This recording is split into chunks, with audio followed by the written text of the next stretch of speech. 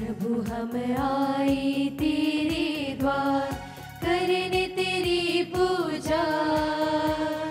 धन अंबर में तुझसे बढ़कर कोई ना दूजा।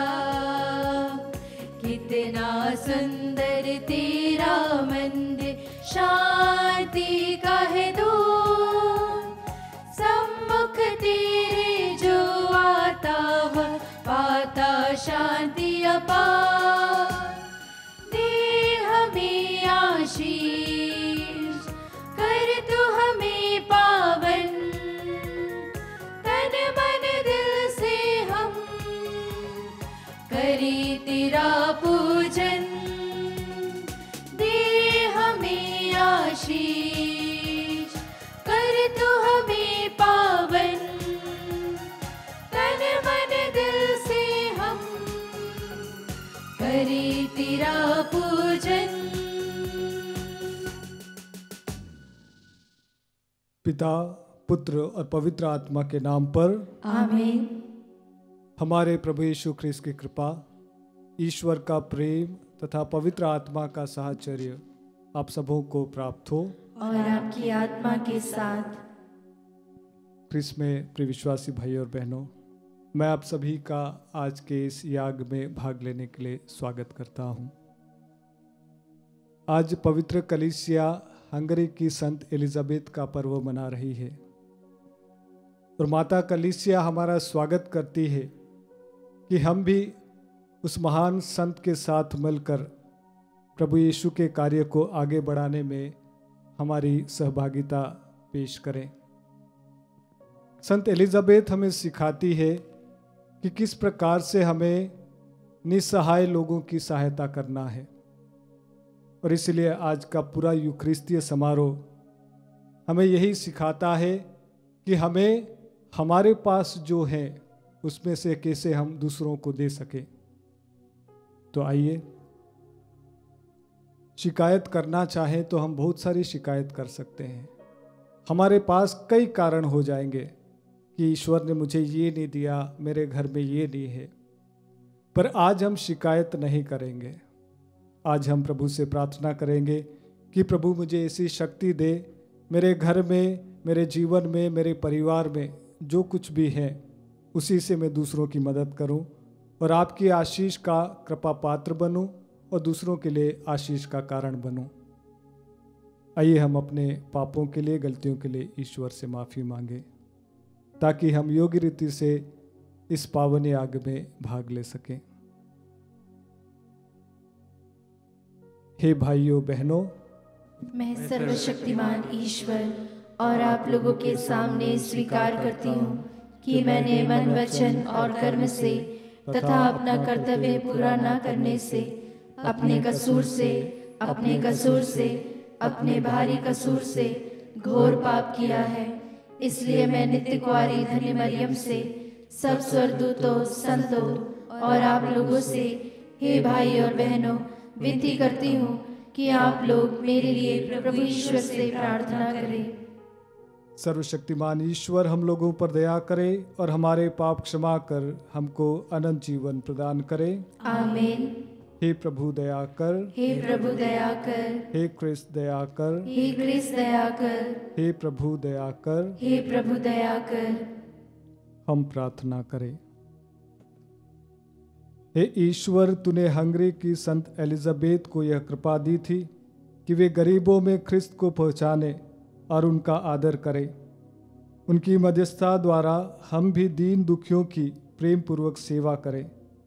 ऐसी कृपा कर हमारे प्रभु तेरे पुत्र यीशु ख्रिस्त के द्वारा, जो तेरे तथा पवित्र आत्मा के संग एक ईश्वर होकर युगानुग जीते और राज्य करते हैं। आमीन। सर्वशक्तिमान ईश्वर आपको आशीर्वाद प्रदान करे ताकि आप योग्य रीति से प्रभु के वचनों की घोषणा कर सके। पिता, पुत्र और पवित्र आत्मा के नाम पर।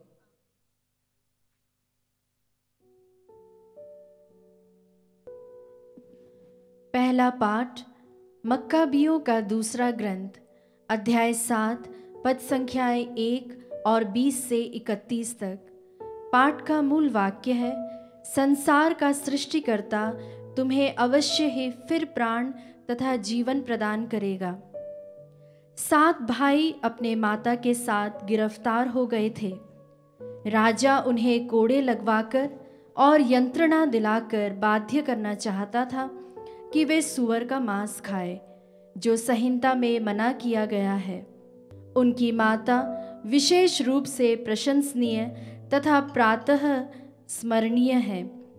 एक ही दिन में अपने 7 पुत्रों को अपनी आंखों के सामने मरते देखकर भी वह विचलित नहीं हुई, क्योंकि वह प्रभु पर भरोसा रखती थी।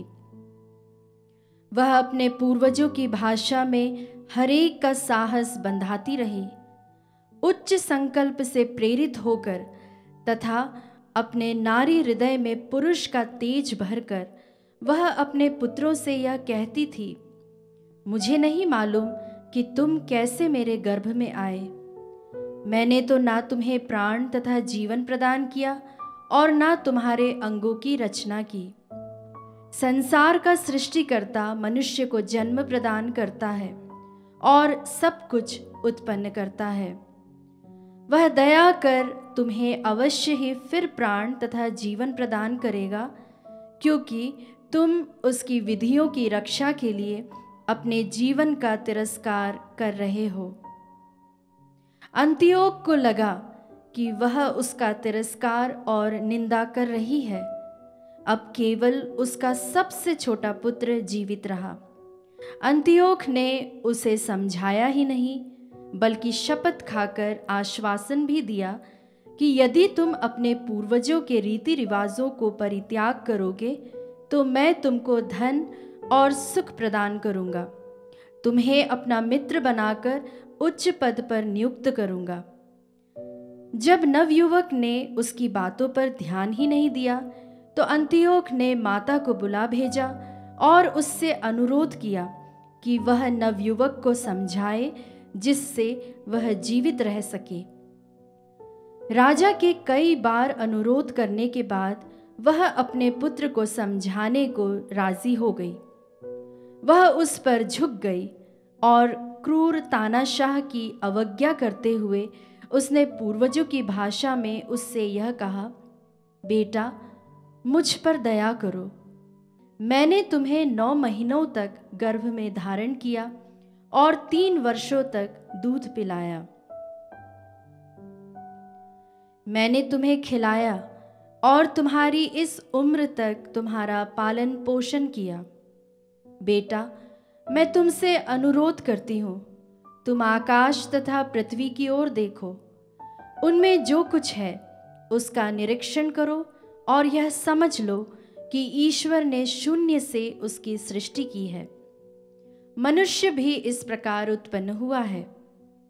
इस जल्लाद से मत डरो, अपने भाइयों के योग्य बनो और मृत्यु स्वीकार करो, जिससे मैं दया के दिन तुम्हें तुम्हारे भाइयों के साथ फिर पा सकूं।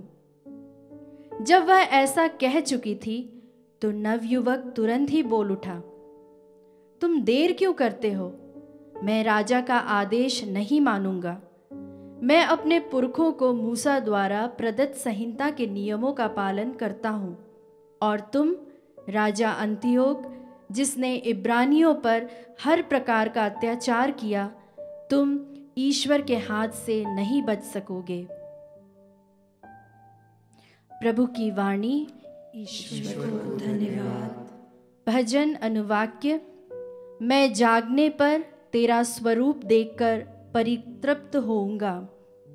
मैं जागने पर तेरा स्वरूप देखकर परितृप्त होऊंगा। हे प्रभु, मुझे न्याय दिला, मेरी दुहाई पर ध्यान दे। मैं निष्कपट हृदय से जो प्रार्थना कर रहा हूँ उसे तू सुनने की कृपा कर। अनुवाक्य। मैं जागने पर तेरा स्वरूप देखकर परितृप्त होऊंगा। मैं तेरे बताए हुए पथ पर चलता रहा, मैं भटका नहीं हूँ। हे ईश्वर, मैं तुझे पुकारता हूँ, मेरी सुन। मुझ पर कृपा दृष्टि कर और मेरी प्रार्थना स्वीकार कर। अनुवाक्य। मैं जागने पर तेरा स्वरूप देखकर परितृप्त होऊंगा। तू आँख की पुतली की तरह मेरी रक्षा कर, मुझे अपने पंखों की छाया में छिपा। मैं सन्मार्ग पर चलकर तेरे दर्शन करूँगा। मैं जागने पर तेरा स्वरूप देखकर परितृप्त होऊंगा। अनुवाक्य: मैं जागने पर तेरा स्वरूप देखकर परितृप्त होऊंगा। जय घोष। हालेलुया। प्रभु कहते हैं, मैंने तुम्हें चुना है जिससे तुम जाकर फल उत्पन्न करो और तुम्हारा फल बना रहे। हालेलुया।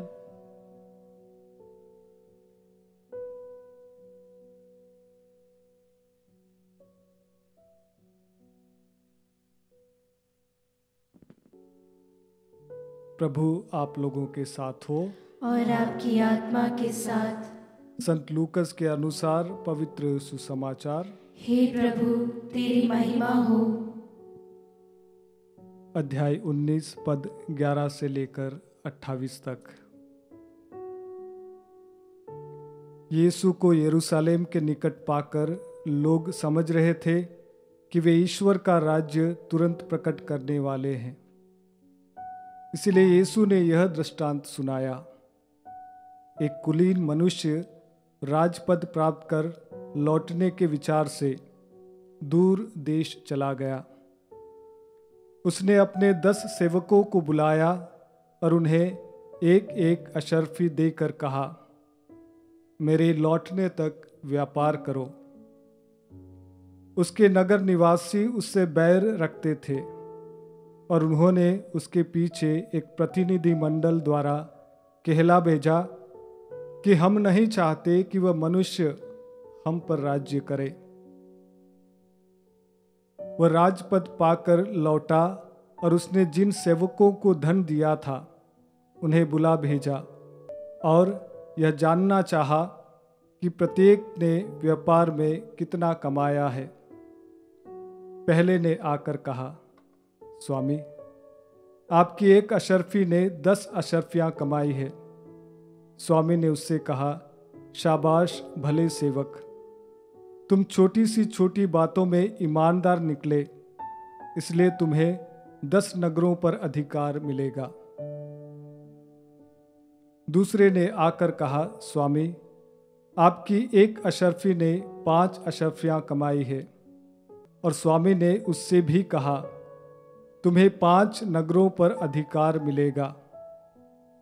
अब तीसरे ने आकर कहा, स्वामी, देखिए यह है आपकी अशर्फी, मैंने इसे एक अंगोछे में बांध कर रखा था। मैं आपसे डरता था क्योंकि आप कठोर हैं। आप जो जमा नहीं करते उसे आप निकाल लेते हैं और जो नहीं बोया उसे लूनते हैं। स्वामी ने उससे कहा, रे दुष्ट सेवक, मैं तेरे ही शब्दों से तेरा न्याय करूंगा। तू जानता था कि मैं कठोर हूं, मैं जो जमा नहीं करता उसे मैं निकाल लेता हूं और जो नहीं बोया उसे लूनता हूं। तो तूने मेरा धन महाजन के यहाँ क्यों नहीं रख दिया? तब मैं लौटकर उसे सूद के साथ वसूल कर लेता। और स्वामी ने वहाँ उपस्थित लोगों से कहा, इससे यह अशर्फी ले लो और जिसके पास 10 अशर्फियाँ हैं उसी को दे दो। उन्होंने उससे कहा, स्वामी, उसके पास तो 10 अशर्फियाँ हैं। मैं तुमसे कहता हूँ, जिसके पास कुछ है उसी को और दिया जाएगा, लेकिन जिसके पास कुछ नहीं है उससे वह भी ले लिया जाएगा जो उसके पास है। और मेरे बेरियों को, जो ये नहीं चाहते कि मैं उन पर राज्य करूं, इधर लाकर मेरे सामने मार डालो। इतना कहकर यीशु यरूशलेम की ओर आगे बढ़े। यह प्रभु का पवित्र सुसमाचार है। हे क्रिस्त, तेरी स्तुति हो। क्रिस्त में प्रिय विश्वासी भाई और बहनों, मैं आपके सामने मेरा एक अनुभव शेयर करना चाहूँगा, बताना चाहूँगा। नया नया ऑर्डिनेशन हुआ था, नया पुरोहित, दूसरा साल चल रहा था और जिस पैरिश में मेरा अपॉइंटमेंट हुआ था, मैं वहाँ पर पूरे जज्बे के साथ में, जोश के साथ में अपने आप को समर्पित करते हुए काम करने के लिए तैयार था। और ऐसे समय में एक कपल वहाँ पर आता है, एक नया शादीशुदा जोड़ा वहाँ पर आता है, और ये लोग कैथलिक नहीं थे। हमारे जो सुपीरियर थे उनके पास पहले से यह जोड़ा आता था, और यह अपने आप को ये बताता है कि वो लोग अनाथ है, उनका कोई भी नहीं है, और हमारे जो बड़े फादर थे वो उनकी मदद भी करते थे। एक दिन फादर ने उनका इंट्रोडक्शन मेरे साथ में करवा दिया।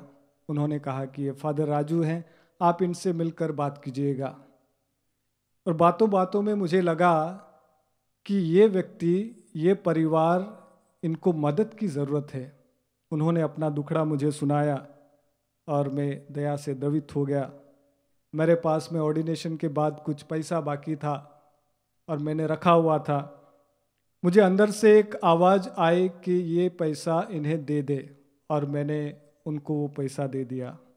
एक सप्ताह के बाद फिर आए वो लोग, और मुझे लगा कि इन्हें फिर कुछ मदद की ज़रूरत है, तो मैंने दूसरे फादरों से कुछ पैसा लेकर उन्हें ये कहते हुए दिया कि कुछ समय बाद जब आपके पास में धन आएगा, पैसा आएगा, तो आप मुझे वापस दे देना, क्योंकि मुझे ये पैसा लौटाना है उस फादर को।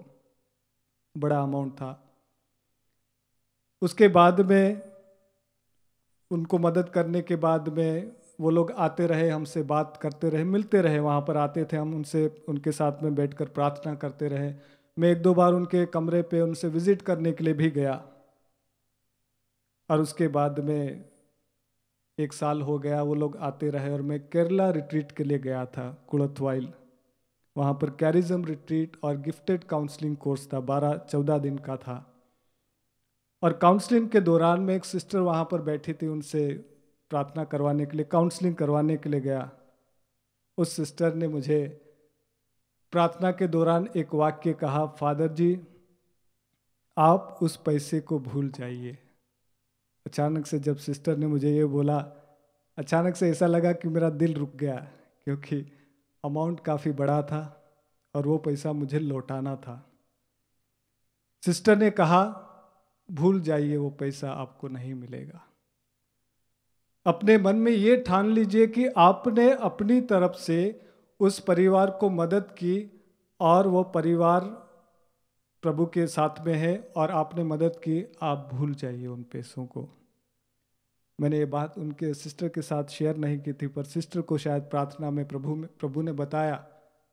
और जब मैं वापस आया, काफ़ी डिफ़िकल्ट था उसको एक्सेप्ट करना। जब वापस आया, एक समय था जब ये परिवार आता था, उन्होंने अचानक से कमरा चेंज कर लिया, नंबर चेंज कर लिए, वहाँ पर आना बंद कर दिया और हमारी मुलाकात नहीं हुई। एक मन में मेरे खुद के पैसे जाने का डर नहीं था, गुस्सा नहीं था, मैं उनको ब्लेम भी नहीं करता, पर मेरे मन में ये था कि जो दूसरे फादर से मैंने पैसे उधार लिए उनको देने के लिए कहाँ से दूंगा। कुछ पैसा था वो लेकर गया, मैंने उस फादर से कहा फादर ऐसी ऐसी बातें पूरी तरीके से बताई और मेरे पास नहीं है, मैं आपको, मेरे पास ये है, देना चाहूँगा, बाद में आएगा तो लौटा दूंगा। और उस फादर ने कहा ठीक है, जो भी हुआ मुझे वो पैसे नहीं चाहिए, आगे से ध्यान रखना। ख्रिस्त में प्रिय विश्वासी भाई और बहनों, इस बात को मैंने एक्सेप्ट किया कि मेरे पास जो था मैंने दे दिया उस सिस्टर के गाइडेंस की वजह से। आपको मेरा गवाही देना चाहूँगा कि उस दिन के बाद से मेरे पास में कभी भी दूसरों को देने के लिए मेरा हाथ कभी भी बंद नहीं रहा। हमेशा मेरे पास में कहीं ना कहीं से पैसे आते रहे और मैं दूसरों की मदद करता रहा। आज का वचन हमें सिखाता है हम तंगहाली में कैसे दूसरों की मदद कर सकें। ईश्वर ने हमें बहुत दिया है। देखिए ना, दृष्टांत में हमने सुना, हमको हमारी हैसियत के अनुसार, हमको हमारे व्यक्तित्व के अनुसार, हमको हमारी परिस्थिति के अनुसार ईश्वर ने अलग अलग रूपों से हमें अलंकृत किया है, अलग अलग गुणों से संवारा है, अलग अलग चीजें देकर हमें आशीषित किया है। प्रश्न ये उठता है, क्या मैं उस धन का सही उपयोग करता हूं? क्या मैं उस धन का उपयोग करते हुए लोगों की मदद करता हूं? ख्रिस्त में प्रिय विश्वासी भाई और बहनों, एक बात आपसे बताना चाहूंगा, लड़ लेना, झगड़ लेना, किंतु अपनी मुट्ठी कभी बंद मत करना। प्रश्न कर लेना, वाद विवाद कर लेना ईश्वर के साथ में, गुस्सा कर लेना ईश्वर के साथ में, उसके साथ में लड़ लेना, प्रश्न पूछ लेना कि ईश्वर ऐसा क्यों हुआ, पर अपने दिल के दरवाजे कभी बंद मत करना। माता मरियम का उदाहरण ले लीजिए। स्वर्गदूत ने आकर कहा कि ऐसी योजना है। माता मरियम ने स्वर्गदूत के साथ में खड़ी हो गई, कहे कि ये पॉसिबल नहीं है, एक कुंवारी कैसे लड़के को जन्म दे सकती है? उसने प्रश्न किया, अंत में कहा कि मैं प्रभु की दासी हूं। मूसा के बुलावे को याद कीजिएगा। मूसा को प्रभु ईश्वर ने कहा कि मैं तुझे भेजता हूं, मेरे लोग वहां पर परेशान हैं, तो उनको लेकर आना। मूसा खड़ा हो गया, पॉसिबल नहीं है, मैं क्या मुंह लेकर उनके पास में जाऊंगा, मैं तो बोलना भी नहीं चाहता। मूसा वहां पर खड़ा हो गया प्रभु से, पर प्रभु ने कहा मैं तेरे लिए योजना बनाता हूं। याद कीजिएगा, जब 5,000 से ज्यादा लोग भूखे थे, यीशु ने शिष्यों को बुलाकर पूछा तुम्हारे पास में क्या है? शिष्य खड़े हो जाते हैं, हाथ खोलकर बोलते हैं कुछ भी नहीं है। लड़ लेना, झगड़ लेना, पर जब प्रभु आपसे कहता है तुम्हारे पास में जो है उसमें से कुछ करो। उन्होंने कहा 5 रोटियां हैं और 2 मछलियां हैं।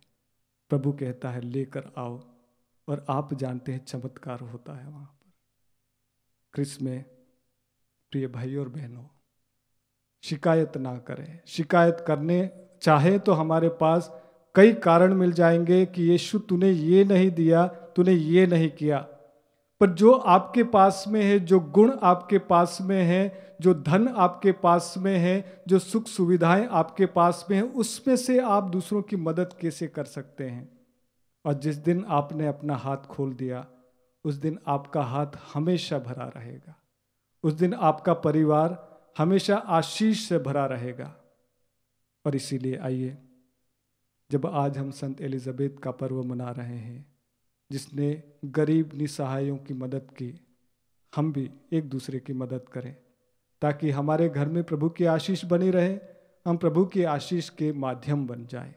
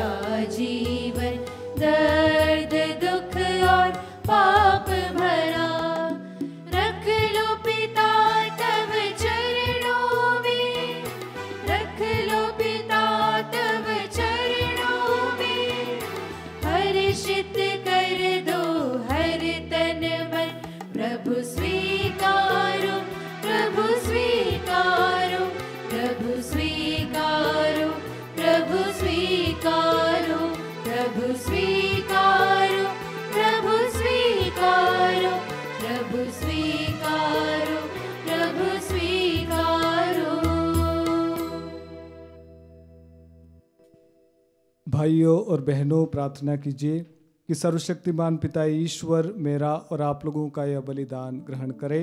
प्रभु अपने नाम की स्तुति तथा महिमा के लिए और हमारे तथा अपने समस्त पवित्र कलीसिया के लाभ के लिए आपके हाथों से बलिदान स्वीकार करें। हे प्रभु, जो उपहार हम तेरे प्रताप के सम्मुख लाते हैं, वे हमारे लिए तेरे प्रति अटूट भक्ति के प्रतीक बन जाए और हम अनंत सुख का पुरस्कार प्राप्त करें। यह प्रार्थना स्वीकार कर हमारे प्रभु ख्रिस्त के द्वारा। आमीन। प्रभु आप लोगों के साथ हो और आपकी आत्मा के साथ। प्रभु में मन लगाइए। हम प्रभु में मन लगाए हुए हैं। हम अपने प्रभु ईश्वर को धन्यवाद दें। यह उचित और न्याय संगत है। हे प्रभु पवित्र पिता, सर्वशक्तिमान और शाश्वत ईश्वर, ये वास्तव में उचित और न्याय संगत है, हमारा कर्तव्य तथा कल्याण है कि हम सदा और सर्वत्र तुझे धन्यवाद दें। जो पुत्र पुत्रियां पाप के कारण तुझसे दूर भटक गए थे, उनको अपने पुत्र के रक्त और पवित्र आत्मा के सामर्थ्य से तूने पुनः अपने पास एकत्र किया, ताकि जैसे पवित्र तृत्व एक है वैसे ही उसके प्रभाव से तेरी प्रजा भी एक बने और कलीसिया तेरी बहुविज्ञ प्रज्ञा की स्तुति में ख्रिस्त के शरीर तथा पवित्र आत्मा के मंदिर में प्रकट हो जाए।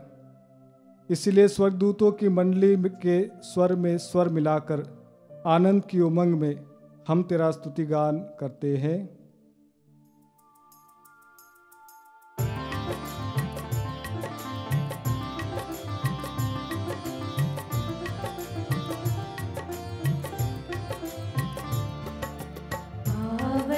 पावन पावन ईश्वर, पावन पावन पावन ईश्वर, स्वर्ग महिमा दिखाता तेरी, स्वर्ग महिमा दिखाता तेरी, स्तुति तब गाती पृथ्वी सारी, स्तुति तब गाती पृथ्वी सारी। जय जय जय प्रभु जय हो तेरी, जय जय जय प्रभु जय हो तेरी, पावन पावन पावन ईश्वर, पावन पावन पावन ईश्वर। हे प्रभु, तू वास्तव में पवित्र है, सारी पवित्रता का स्रोत है। हम तुझसे प्रार्थना करते हैं, तो इन उपहारों को अपने आत्मा के संस्पर्श से पवित्र कर दे, कि यह हमारे प्रभु यीशु ख्रिस्त का शरीर तथा रक्त बन जाए। जब ये स्वच्छा से मृत्यु के लिए सौंपे गए, उन्होंने रोटी ली, तुझे धन्यवाद दिया और रोटी तोड़कर उसे अपने शिष्यों को देते हुए कहा, तुम सब इसे लो और इसमें से खाओ, क्योंकि यह मेरा शरीर है जो तुम्हारे लिए बलि चढ़ाया जाएगा। हे मेरे प्रभु, हे मेरे ईश्वर।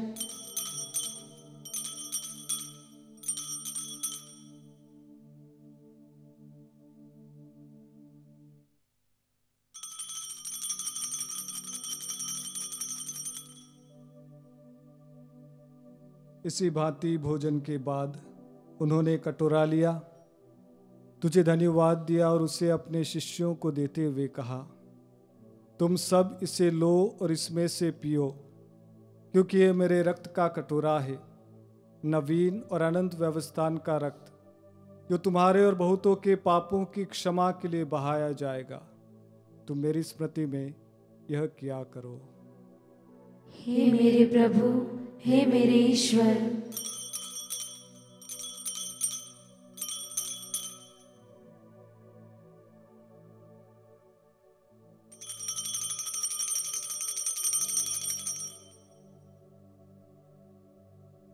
विश्वास का रहस्य। हे प्रभु, हम तेरी मृत्यु तथा पुनरुत्थान की घोषणा तेरे पुनरागमन तक करते रहेंगे। इसीलिए हे प्रभु, हम ख्रिस्त की मृत्यु और पुनरुत्थान की स्मृति में तुझे जीवन की रोटी और मुक्ति का कटोरा चढ़ाते हैं। हम तुझे धन्यवाद देते हैं कि तूने हमें अपने सम्मुख उपस्थित होने और अपनी सेवा करने का सौभाग्य प्रदान किया है। हमारा नम्र निवेदन है कि हम सब ख्रिस्त का शरीर और रक्त ग्रहण करके पवित्र आत्मा के द्वारा एकता के सूत्र में बंधे रहें। हे प्रभु, हमारे संत पिता फ्रांसिस, हमारे धर्माध्यक्ष चाको उस सभी याजकों के साथ विश्व भर में फैली अपनी कलीसिया की सुधि ले तथा इसे प्रेम में सिद्ध बना दे। हे प्रभु, हमारे उन भाई बहनों की भी सुधि ले जो पुनरुत्थान की आशा में परलोक सिधार चुके हैं। उन्हें और सभी मृतकों को अपने पुण्य दर्शन का सौभाग्य प्रदान कर हम सब पर दया दृष्टि डाल कि हम भी अनंत जीवन के सहभागी बने। और ईश्वर की माता धन्य कुंवारी मरियम, उनके वर धन्य योसेफ, धन्य प्रेरितों तथा सभी संतों के साथ जो युग युग में तेरे प्रति विश्वस्त बने रहें, तेरी स्तुति और महिमा कर सके, तेरे पुत्र यीशु ख्रिस्त के द्वारा। आइए हम सभी मिलकर प्रभु की स्तुति गाएं।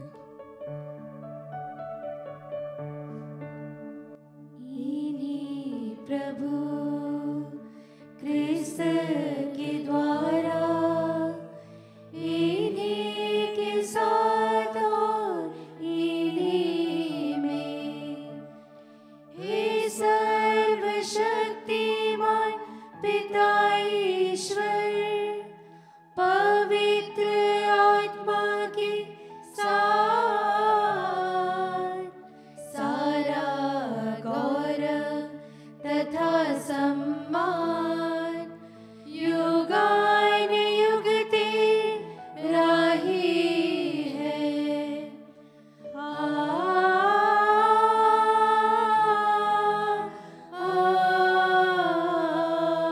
आमीन।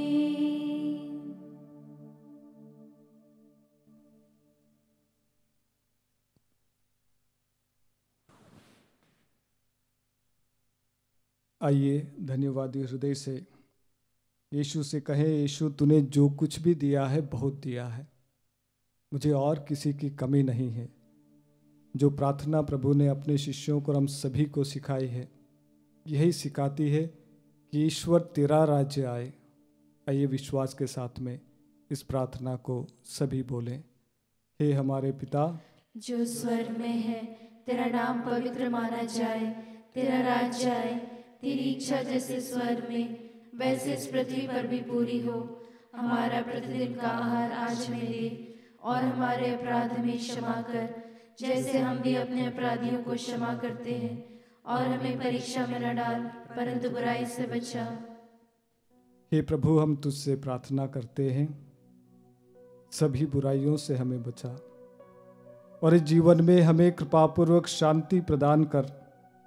हम तेरी दया से सदा पाप से दूर और हर विपत्ति से सुरक्षित रहें, और उस दिन की प्रतीक्षा करते रहें जब हमारे मुक्तिदाता यीशु ख्रिस्त फिर आकर हमारी धन्य आशा पूरी करेंगे। क्योंकि तेरा राज्य, तेरा सामर्थ्य और तेरी महिमा अनंत काल तक बनी रहती है। हे प्रभु यीशु ख्रिस्त, तूने अपने प्रेरितों से कहा है, मैं तुम्हारे लिए शांति छोड़ जाता हूँ, अपनी शांति तुम्हें प्रदान करता हूँ।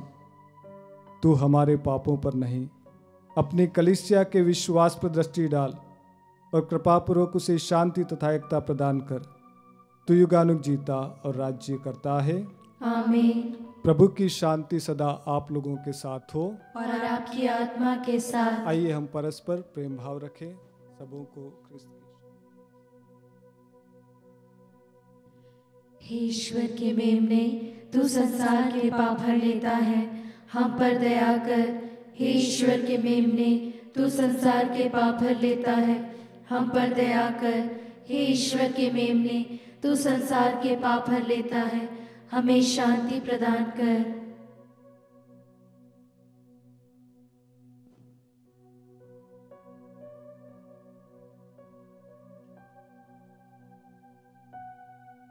देखिए ईश्वर का मेमना जो संसार के पाप हर लेता है।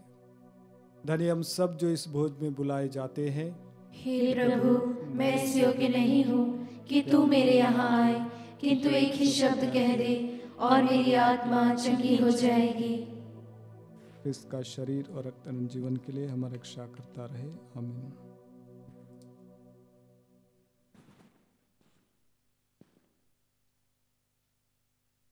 हे मेरे प्रभु यीशु, मैं सारे हृदय से विश्वास करती हूँ कि आप पवित्र यूकरिस्तीय संस्कार में उपस्थित हैं।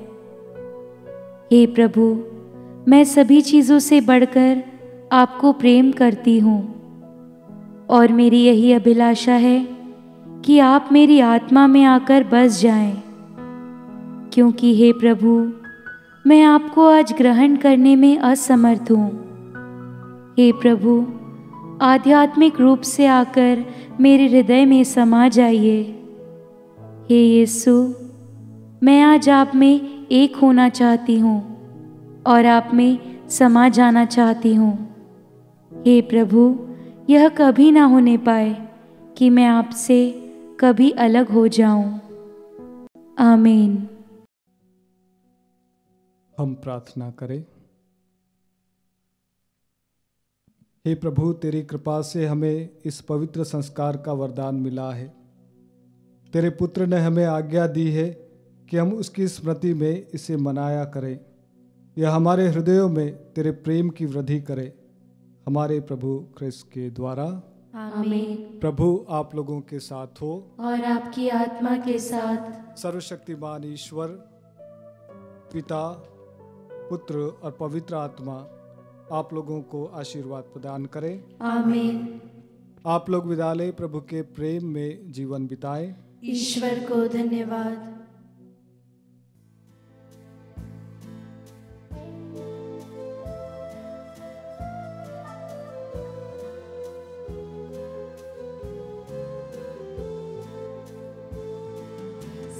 संग चलो प्रभु जी मेरे, संग चलो प्रभु जी मेरे। निर्बल हो प्राणी प्रभु, निर्बल हो प्राणी प्रभु। संग चलो, संग चलो, संग चलो, संग चलो, संग चलो प्रभु जी मेरे। संग चलो प्रभु जी मेरे। तेरी ही राहों पर चलता रहूं मैं सदा, चलता रहूं, चलता रहूं, चलता रहूं, चलता रहूं। संग चलो प्रभु जी मेरे। संग चलो प्रभु जी मेरे। संग चलो प्रभु जी मेरे। संग चलो प्रभु जी मेरे।